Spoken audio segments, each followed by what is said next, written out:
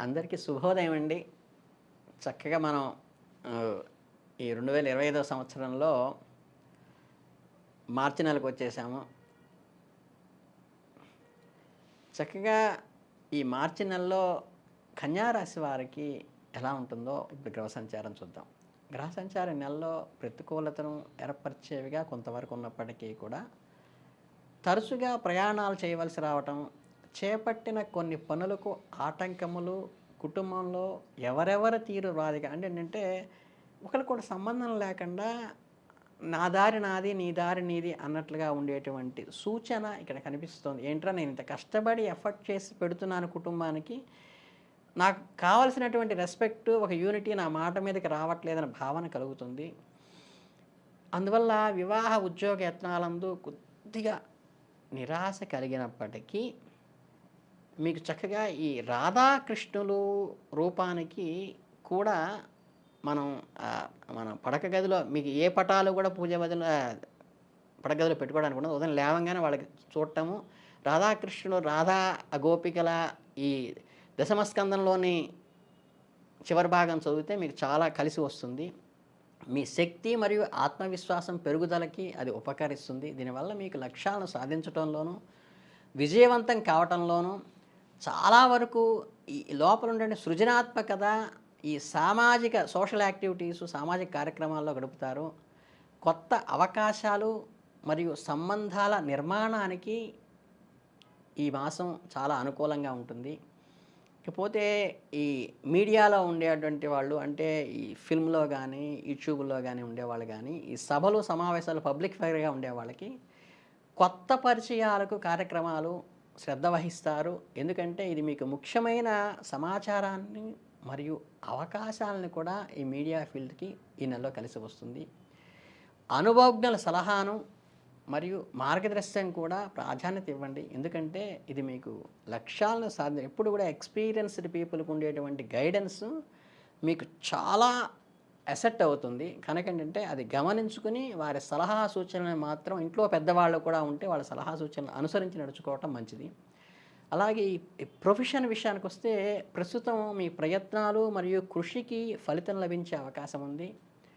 మీ పనులలో అద్భుతమైన విజయం సాధిస్తారు ఈ నెలలో.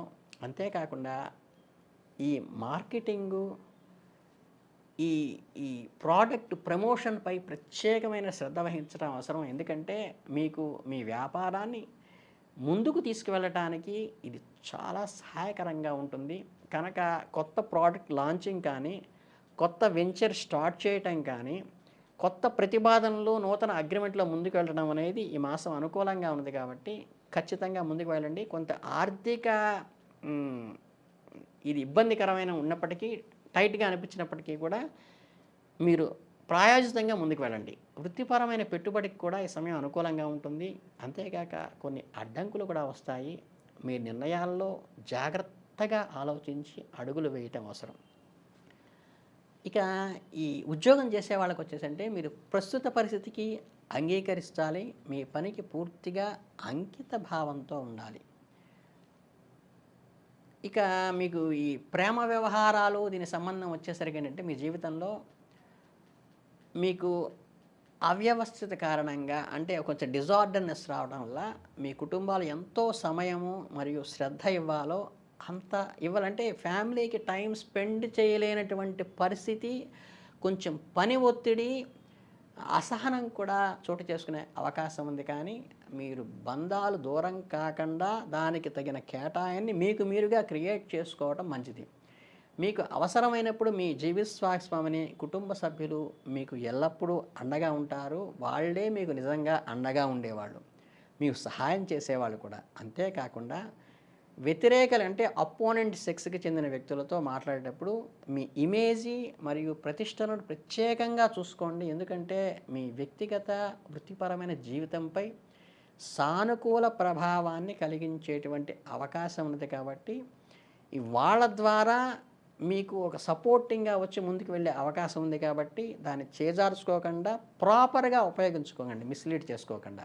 అలాగే ఈ హెల్త్ రిలేటెడ్‌గా వచ్చేసరికి ఈ నెలలో మీకు ఆరోగ్యం సాధారణంగా నార్మల్‌గానే ఉంటుంది. ఎటువంటి ఇబ్బందులు వెళ్ళవు. హాస్పిటలైజేషన్ ఎలాంటి పని కానీ వైద్యుని సంప్రదించాల్సిన పని కూడా అవసరం ఉండదు. ఈ నెల ప్రారంభంలో ఏదైనా చిన్న చిన్న అలర్జీలు వచ్చేటువంటి అవకాశం ఉంది తప్పితే, దానికి తగ్గట్టుగా రోగనిరోధక శక్తిని పెంచడానికి మంచి ఫ్రెష్‌గా ఉండే ఫ్రూట్స్ గానీ, చక్కగా రోజు వ్యాయామం చేయటం వల్ల సరిపోతుంది. మీరు వీలైనంత వరకు ఆయుర్వేద సంబంధమైన చికిత్సలు కానీ, చిట్కాలు కానీ సహాయంతో మీరు హెల్త్ రికూప్ చేసుకోవచ్చు. మీకు ఎటువంటి ఇబ్బంది లేదు. అంతేకాకుండా ఈ ధ్యానం చేయటం వల్ల మనకి యోగా ద్వారా, ఆయుర్వేద చిట్కాల ద్వారా శరీరం పరిపుష్టైతే, ఈ ధ్యానం ద్వారా మానసిక ప్రశాంతత మరియు చాలా రకమైనటువంటి ఒక సంతృప్తి, ఒక కొత్త ఉత్సాహాన్ని పొందటానికి ఇది ఉపయోగపడుతుంది.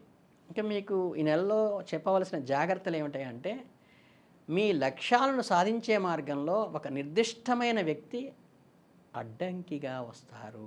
కాబట్టి ఎవరిని గుడ్డిగా నమ్మే ముందు ఒకసారి ఆలోచించి కీడెంచి మేలంచమంటారు కదా, అలా వాళ్ళు చెప్పేది ఏ ఉద్దేశంతో చెబుతున్నారో, ఎందుకు చెబుతున్నారు ఆలోచించమని చెప్తున్నాను.